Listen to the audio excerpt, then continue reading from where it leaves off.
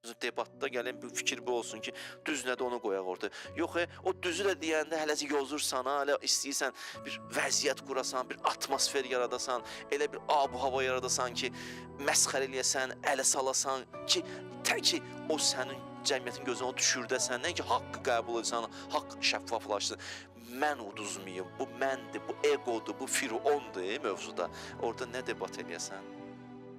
Bir Məsihidir, bir alimdir, həkimdir, çox belə savadlı insan idi. Eşidir ki, Quran nazil olub, Peyğəmbərə Quran gəlib.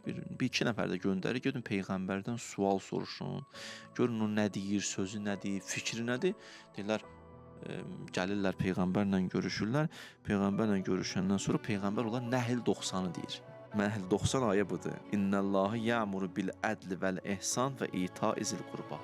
Allah sizə 3 dənə şeyi əmr edir, 3 dənə şeyi çəkindirir. Nədir birinci? Ya'muru bil ədli.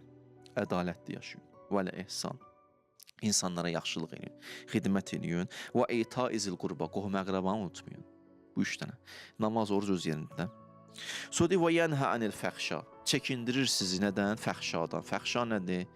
Bəziləri aşkar günahlar. Vəl münkər, gizlin günahlar. Vəl bəği, zülm.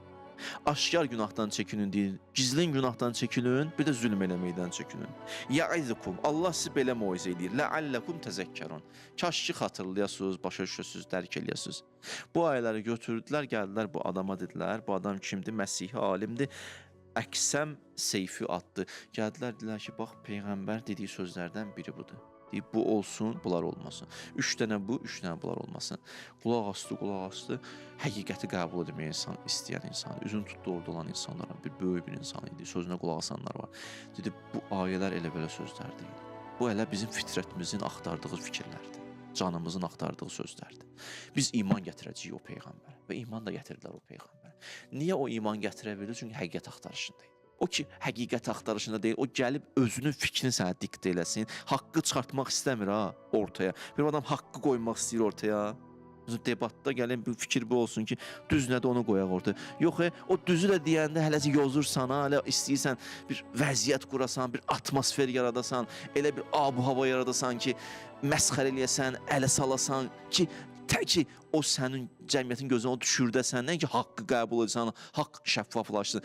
Mən uduzmayım, bu məndir, bu egodur, bu firondur mövzuda. Orada nə debat eləyəsən? Nəticə də olmur bəzi vaxtlar. Bəzi vaxt olur, bəzi vaxt olmur, düzdür? Çünki qarşı tərəf həqiqət axtarışında deyil.